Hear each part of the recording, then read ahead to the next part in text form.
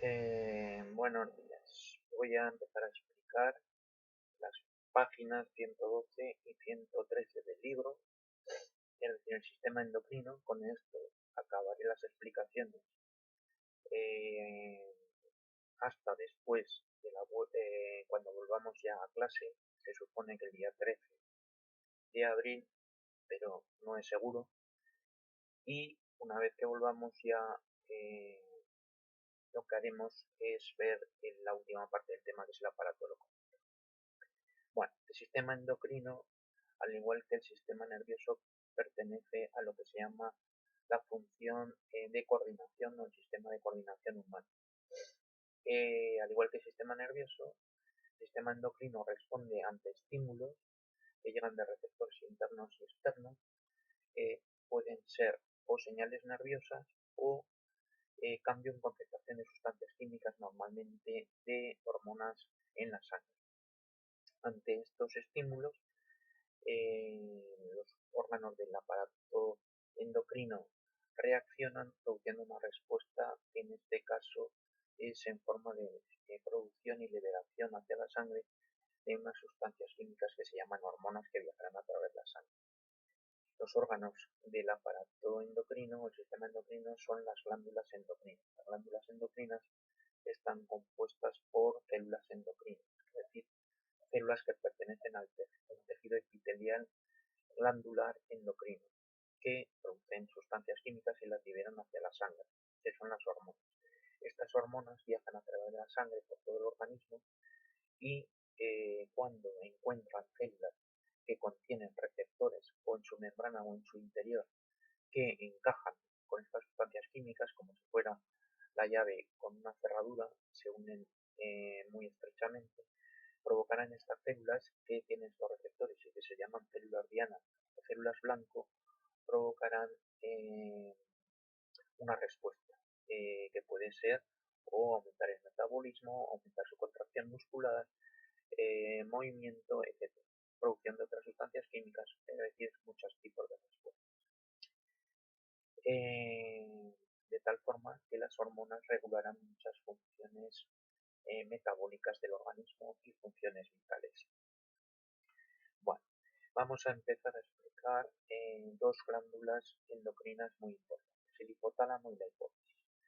Ambas están situadas en la base del encéfalo. El hipotálamo está justo por encima de la hipófisis. La hipófisis está situada en un hueco de un hueso situado en la base de la cavidad craneal en la que está situada el encéfalo, justo encima de la nariz, que se llama silla turca. Este hueco se llama silla turca y es de un hueso que se llama esfenoide. Esto no hace falta que lo sepáis. El hipotálamo y la hipófisis están conectados por muchos vasos sanguíneos que forman lo que se llama el sistema porta hipotálamo-hipófisis o hipotálamo-hipofisal.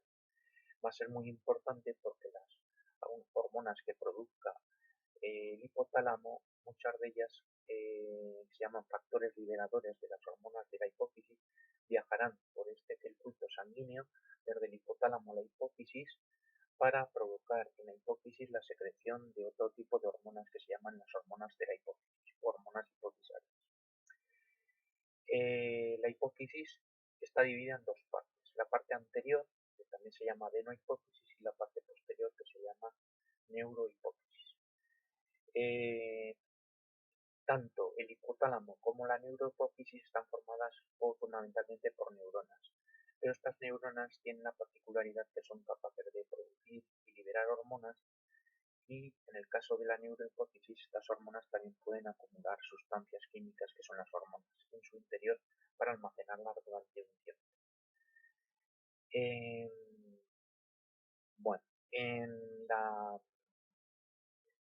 adenohipófisis, en cambio, la parte anterior de la hipófisis está formado fundamentalmente por células endocrinas, por células de epitelio glandular, no por neuronas. Bueno, el hipotálamo produce unas hormonas llamadas factores liberadores de las hormonas de la hipófisis.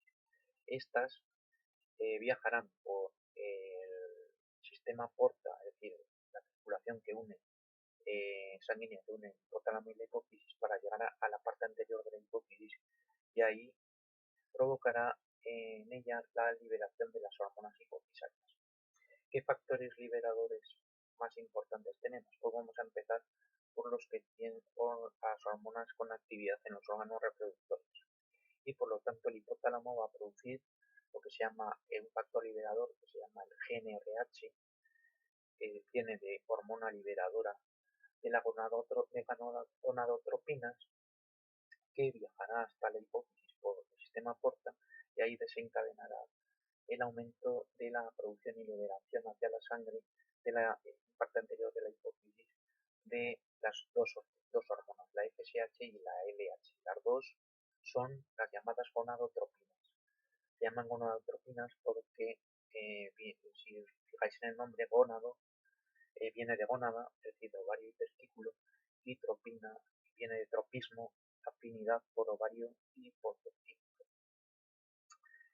Estas viajarán a través de la sangre hacia el ovario en el caso de la mujer y hacia el testículo en el caso del varón. ¿Qué efecto tendrá en las dos hormonas, en la FSH y la LH, en el ovario? La FSH, su nombre viene de folículo estimulante.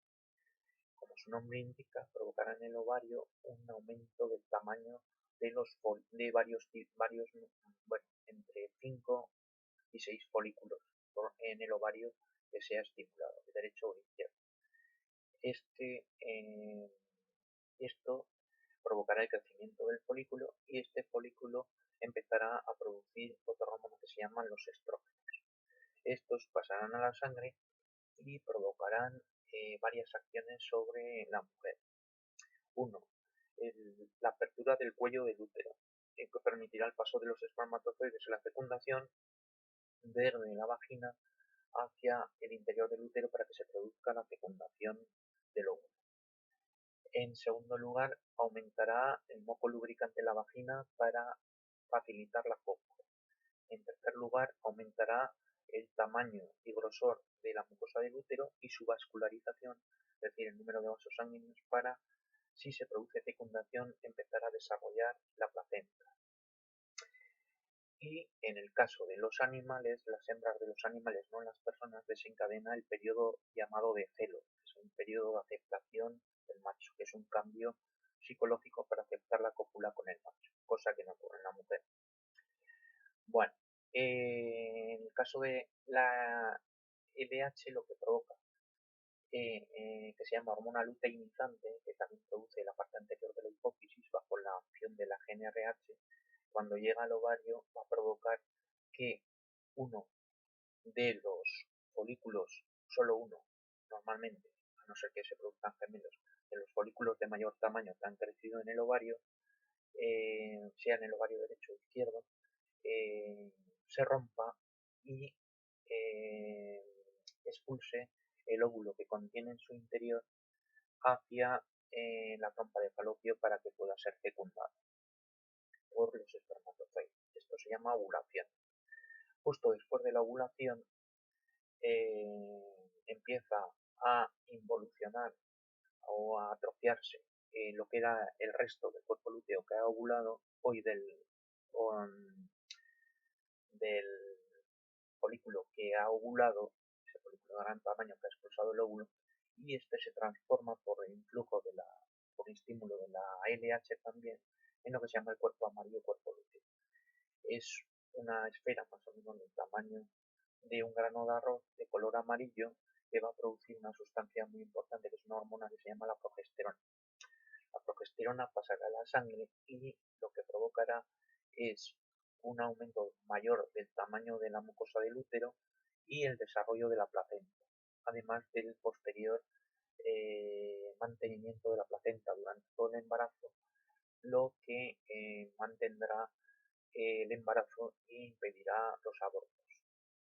Además, la progesterona alta en sangre produce un impedimento, un bloqueo del hipotálamo que no es capaz de producir, no es capaz durante el periodo que está la progesterona alta, es decir, durante todo el embarazo, de producir la hormona GnRH y por lo tanto no se producirán en la hipófisis ni FSH ni LH lo que impide que se formen nuevos ciclos ováricos cada 28 días durante el periodo de embarazo. El funcionamiento de los anticonceptivos en pastillas se basa en una acción similar a la de la progesterona, es decir, impiden la secreción de hormonas GnRH, GPSH y LH y por lo tanto impiden los ciclos ováricos y por lo tanto impiden la fecundación. Bueno, en el caso del varón, la FSH y LH no actúan sobre el ovario, sino en los testículos. La FSH en los testículos aumenta la producción de espermatozoides, mientras que la LH lo que provoca es el aumento de la producción de testosterona. La testosterona es una hormona que sale a la sangre y va a producir los caracteres sexuales secundarios del varón. A partir de la pubertad es cuando se empieza a producir en el testículo la testosterona, que son, por ejemplo, una voz más grave que la mujer, mayor desarrollo, por ejemplo, de los cartílagos del tiroides, que se ve más la nuez, mayor desarrollo muscular, mayor fuerza, vello en la cara, es decir, barba, y en otras partes, por ejemplo, en el pecho, etcétera. Bueno, pasamos a otro factor liberador del hipotálamo, ya salimos de las hormonas con acción reproductora. Bueno, me deja una con efecto reproductor, dos, pero sobre todo una. En el caso de que se produzca embarazo, al llegar el embrión a la mucosa del útero y contactar con ella, se va a producir una hormona que se llama hormona coriónica humana, GHC. Esta hormona coriónica humana va a permitir que se mantenga durante todo el embarazo el cuerpo lúteo sin atrofiarse en el ovario y va a estimular además el endometrio, es decir, la mucosa del útero, y en ambos casos lo que permitirá que se mantengan altas concentraciones de progesterona en sangre y se mantenga el embarazo al mantener en perfecto desarrollo la placenta que nutre el embrión. Bueno, fuera ya de lo que es los órganos reproductores, bueno, me faltaría decir que en caso de que no se produzca embarazo, al no contactar el embrión con la mucosa del útero, se produce en la mucosa del útero otra sustancia, otra hormona que se llama prostaglandina, que no hace falta que lo sepáis, y esta por la sangre llegará al ovario y provocará la destrucción del cuerpo lúteo.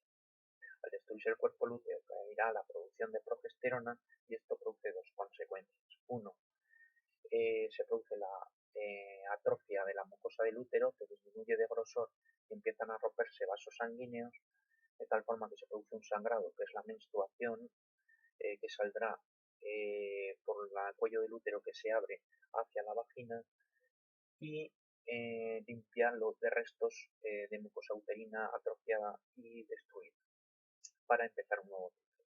Y al caer la progesterona también provocará el desbloqueo del hipotálamo, que volverá a segregar GnRH y por lo tanto provocará en la hipófisis de nuevo un nuevo ciclo ovárico al producir FSH y LH. Bueno, ahora sí que he acabado ya todas las hormonas que tienen influencia en los órganos reproductores y voy a empezar por otro factor que libera el hipotálamo, que es el factor liberador de la hormona del crecimiento. Este, por la circulación sanguínea del sistema porta, llegará del hipotálamo a la hipófisis y en la parte anterior de la hipófisis desencadenará la secreción de la hormona del crecimiento, GH. Esta pasará a la sangre y producirá un aumento de la multiplicación de las células en muchos tejidos, provocando el crecimiento del individuo y el crecimiento de sus órganos. Sobre todo hasta los 18 años en la mujer y 21 en el hombre. Sobre todo actúa a nivel tejido muscular y de los huesos blancos. Bueno, luego tenemos otro factor que produce el hipotálamo, que es el factor liberador de la hormona estimulante del tiroides, TRH. Este, también por el sistema porta, por la circulación sanguínea que une hipotálamo y hipófisis, llega a la parte anterior de la hipófisis y ahí provoca el aumento de la producción y liberación hacia la sangre de la hipófisis de la hormona estimulante del tiroides, la TSH. Esta llegará por la sangre hasta el tiroides, El tiroides es una glándula situada en la parte anterior del cuello, justo anterior a la nuez, es decir, a los cartílagos de la tiroides, de cartílagos de la laringe, y tiene dos lóbulos, cada uno de ellos del tamaño de una almendra, que están unidos por un cordón muy fino que se llama istmo. En estos dos lóbulos del tiroides, la TSH provocará el aumento de la producción y liberación hacia la sangre de la hormona tirosina. La tirosina pasará a la sangre y en todas las células del cuerpo prácticamente provocará que aumenten el ritmo de la quema de metabolitos, es decir, la quema de nutrientes.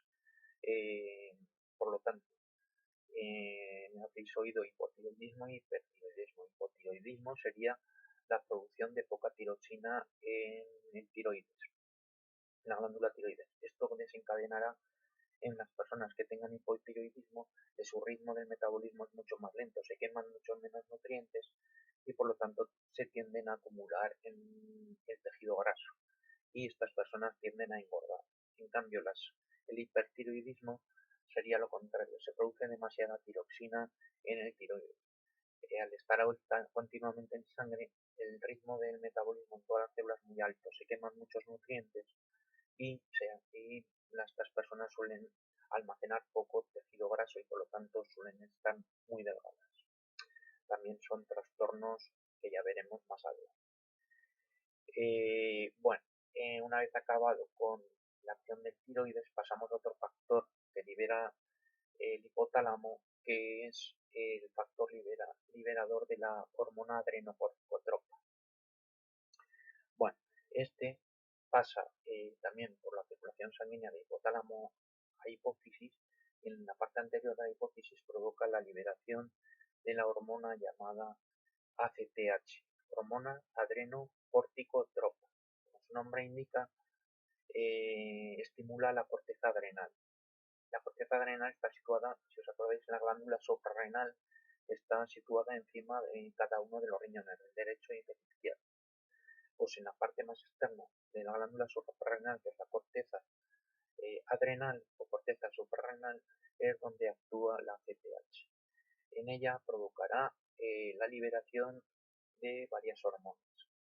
Una es la adrenalina, que provoca una situación, un posicionamiento del cuerpo en situaciones de urgencia o alerta, es decir, una situación de estrés. Produce, por ejemplo, dilatación de las pupilas, aumento de la frecuencia cardíaca para correr más deprisa, aumento de la fuerza muscular, etc. En el hipertensión, ¿vale? En el caso también la CTH también provoca en la glándula suprarrenal la liberación de otra hormona que se llama cortisol. Cortisol tiene varias funciones. La principal es aumentar la producción de glucosa en el hígado y la destrucción o hidrólisis del glucógeno que se almacena en el hígado para liberar más glucosa hacia la sangre y aumentar la concentración de glucosa, por lo tanto, en la sangre. En segundo lugar, también produce lo que se llama inmunodepresión, es decir, disminución de la actividad de los leucocitos que, por lo tanto, se produce una mayor posibilidad de infecciones, ya que no pueden combatir con suficiente energía los leucocitos contra bacterias y virus. El cortisol, por ejemplo, aumenta también en situaciones de estrés, lo que provoca también baja de defensas en situaciones de estrés, más posibilidades de enfermedades o infecciones en situaciones de estrés. Pero también la CTH provoca en la glándula suprarrenal la producción y liberación hacia la sangre de otra hormona que es la adrenalina. De la aldosterona. La aldosterona aumentará en los glomérulos, en los túbulos renales, si os acordáis, la reabsorción de sodio de la orina hacia la sangre y también la reabsorción de agua desde los glomérulos, el interior de los glomérulos hacia la sangre, con lo que aumentará el volumen sanguíneo y la presión sanguínea. Bueno, me queda alguno que compruebo. Sí, me falta otro factor liberador en el hipotálamo que es el factor liberador de la hormona prolactina. Este viajará a través también del sistema porta hasta el hipotálamo, desde el hipotálamo a la hipófisis, y ahí provocará el aumento de la producción y liberación hacia la sangre de la hormona prolactina. La prolactina provocará viajar por la sangre hasta las glándulas mamarias de la mujer, donde en la glándula mamaria ya desarrollada justo al momento previo al parto, provocará después del parto digamos, la producción aumentada y la liberación de leche. También en algunas especies, menos en la mujer, pero más en otras especies, como por ejemplo en la cerda, al igual que la progesterona, su concentración alta en sangre impide la aparición de nuevos ciclos ováricos al impedir la secreción por el hipotálamo de la GnRH. Bueno, ya pasamos a hormonas que produce el hipotálamo, las neuronas del hipotálamo, y una vez producidas se acumulan por los axones de estas neuronas que se comunican con la parte posterior de la hipófisis, quedan acumuladas y almacenadas durante un tiempo estas hormonas en la parte posterior de la hipófisis o neurohipófisis. Estas podemos hablar fundamentalmente de dos. Una sería la oxitocina y otra sería la hormona antidiurética. Bueno, como hemos dicho, la oxitocina va a ser producida, esta hormona, por el hipotálamo, pero se acumula durante un tiempo en la parte posterior de la hipófisis. Cuando se produce el estímulo de la parte posterior de la hipófisis, que ocurre cuando el recién nacido mama, es decir, al succionar el pezón, o también se puede producir en el momento del parto cuando el feto se encaja en el cuello del útero, está atravesando el cuello del útero para salir hacia la vagina, se produce una estimulación de receptores que provocan por vía nerviosa que la parte posterior de la hipófisis empiece a liberar hacia la sangre gran cantidad de oxitocina. En el primer caso, en el que esté succionando el bebé el pezón, lo que provocará lo que se llama la eyección de la leche, es decir, se contraerán unas células musculares lisas que rodean a cada una de las cisternas que acumulan la leche, provocando la salida masiva de leche a través del pezón para que pueda alimentarse el bebé. En el caso del parto, cuando se encaje la cabeza del bebé en el cuello del útero para salir hacia la vagina, por distensión de receptores que hay en el cuello del útero por vía nerviosa provocarán la liberación de gran cantidad de oxitocina por la parte posterior de la hipófisis hacia la sangre, y ello provocará la contracción muy fuerte y alternante de la musculatura lisa de la pared del útero, lo que provocará la expulsión del feto, o sea, del recién nacido, y por lo tanto el parto hacia el exterior. Bueno, la otra que nos queda, que produce el hipotálamo y se acumula durante un tiempo en la parte posterior de la hipófisis, es la hormona antidiurética. La hormona antidiurética ADH, o también se llama vasopresina. Esta sale a la sangre y provoca varias acciones. Uno, como su nombre indica, vasopresina, aumenta la presión arterial, ya que produce contracción de la musculatura lisa de la pared de las arterias, sobre todo en las más pequeñas arteriolas, provoca por lo tanto un aumento de la presión arterial. En segundo lugar, como su nombre también indica, antidiurética, lo que produce es una disminución de la producción de orina en los glomérulos del riñón, ya que lo que produce es mayor reabsorción de agua a nivel de los túbulos renales, de los glómerulos, hacer de la orina hacia la sangre. Por lo tanto, aumenta el volumen sanguíneo. Bueno, una vez acabadas todas las hormonas del hipotálamo y la hipófisis, voy a hacer referencia a otras hormonas que se producen en otras glándulas distintas. Voy a empezar por las que se producen en el páncreas y regulan la concentración de glucosa en sangre. En el páncreas ya vimos que había una parte exocrina que producía, digamos, el jugo pancreático que liberaba hacia el interior del intestino delgado, hacia el duodeno, y hay otra parte endocrina muy importante en el páncreas que se llaman los islotes de Langerhans. Todo esto os lo voy a pasar en las fotos. Igual que el esquema de lo anterior, que os lo voy a pasar para que lo entendáis, y los distintos nombres, igual que el esquema de lo que estoy explicando. Bueno, en el páncreas lo que ocurre es que cuando hay una disminución, al revés, un aumento de la concentración de glucosa en la sangre, de azúcar en la sangre, por ejemplo, porque hemos comido recientemente y se han absorbido en el intestino la glucosa hacia la sangre, al aumentar el azúcar en la sangre lo que provoca es que en los islotes de Langerhans del páncreas empiecen a liberar gran cantidad de insulina hacia la sangre. La insulina es una hormona que circula a través de la sangre y va a provocar en casi todas las células del organismo que empiecen a bombear sangre desde el exterior de la célula hacia su interior, hacia su citoplasma a través de la membrana, gran cantidad de glucosa. Esto provocará que disminuya la glucosa en la sangre, restableciendo los valores normales de glucosa, que siempre tienen que estar en un valor fijo e invariable en la sangre para no producir trastorno. En el caso contrario, en el que haya un ayuno prolongado, en que no tengamos o no hayamos comido lo suficiente y haya poca glucosa en la sangre, esto estimulará a los islotes de Langerhans del páncreas para que produzcan otra hormona que tiene efecto antagónico contrario a la insulina, que es el glucagón. Este, al aumentar en la sangre, provocará, sobre todo en acciones a nivel del hígado. En el hígado provocará que el glucógeno que está ahí almacenado está compuesto cada uno de sus moléculas de glucógeno por miles de moléculas de glucosa se rompa para liberar moléculas de glucosa, es decir, de azúcar, hacia la sangre y aumente la concentración de glucosa en la sangre hasta el valor normal.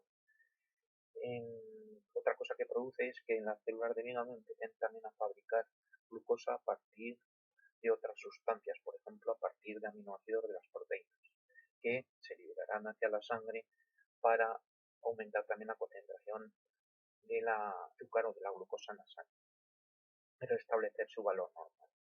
Pero como tenemos baja la glucosa en la sangre, también van a acelerar en prácticamente muchas células del organismo que en lugar de utilizar como combustible la glucosa, utilicen las grasas como combustible prioritario, ya que la glucosa está baja. Bueno, vamos con otra glándula distinta que es el paratiroides. El paratiroides es una glándula que está situada justo por encima del tiroides, es decir, en la zona de la laringe, anterior a la laringe. Segrega una serie de hormonas que controlan el metabolismo del calcio, concentración de calcio en sangre, y su almacenamiento en los huesos. Bueno, ¿cómo actúan? Hay dos hormonas distintas. En el libro solo tenéis una que es la paratormona, pero hay otra que segrega que es la calcitonina. Bueno, cuando el calcio está muy alto en la sangre, por ejemplo, que hemos comido muchos lácteos que tienen calcio y se han absorbido en el intestino, el calcio que sobra tiene que ser almacenado en los huesos. Para ello, una concentración alta de calcio estimula a la glándula paratiroides para que segregue hacia la sangre una hormona que se llama la calcitonina. Esta calcitonina va a provocar un depósito masivo de calcio en los huesos, que quedará ahí almacenado para cuando se necesite, bajando la concentración de calcio libre en la sangre y volviendo a los valores normales de calcio en la sangre. En el caso de que el calcio disminuya, por ejemplo, por consumir pocos productos lácteos o por otros motivos, por ejemplo, por una diarrea, lo que provocará es la estimulación en la paratiroides para que segregue la hormona de acción contraria, que es la paratormona.